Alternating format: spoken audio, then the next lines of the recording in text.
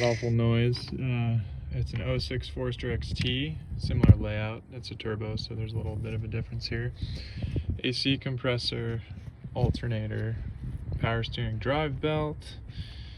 So it should be similar. Here's your air intake and all that jazz. And here's our power steering fluid reservoir. So this return line brings the power steering fluid back to the reservoir.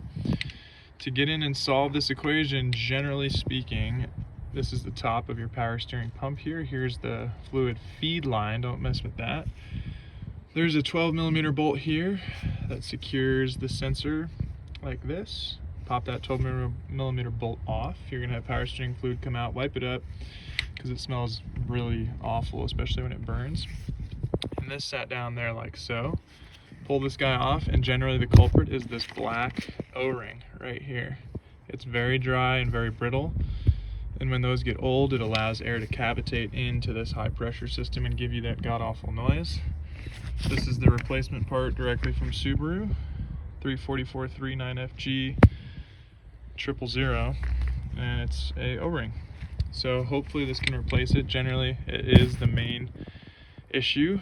Sometimes you do need a pump or to rebuild your power steering pump, but hopefully that helps. It's very easy to fix. This is part of your PC valve feed from your air intake. I just used a strap here and pulled it out of the way this way because it's directly in the way to work on here, and it's a bitch to get these hoses off. So just be careful and use a strap or whatever you can, or a friend if he's chill, to hold it for 10 minutes to clamp it back. And to find out what's the issue, see how all this residue, this is old power steering fluid that's built up on my pump and just is oozing everywhere. That's how you're going to find out, because it's emanating from this bolt area where you're initially getting a leak. And you can see all my power steering fluid there. Over time it was oozing out onto the pump.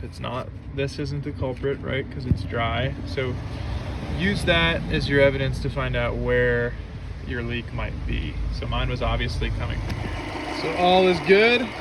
We got a whine-free steering. No noises coming from it. And the last thing to make sure of is this O-ring that sits underneath here after you take this bolt out.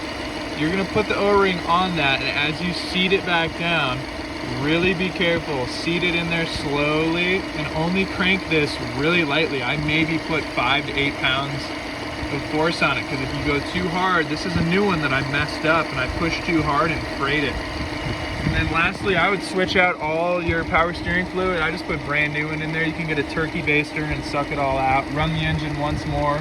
It'll refill more from the lines. Maybe do that twice really quickly to not damage the bearing in the power steering pump. Run it twice to put more in here. Suck it out with a turkey baster. And this takes ATF Decron 3 fluid, or Dex 3 fluid. You don't need power steering fluid, it's actually ATF Dexron 3. It tells you that on there.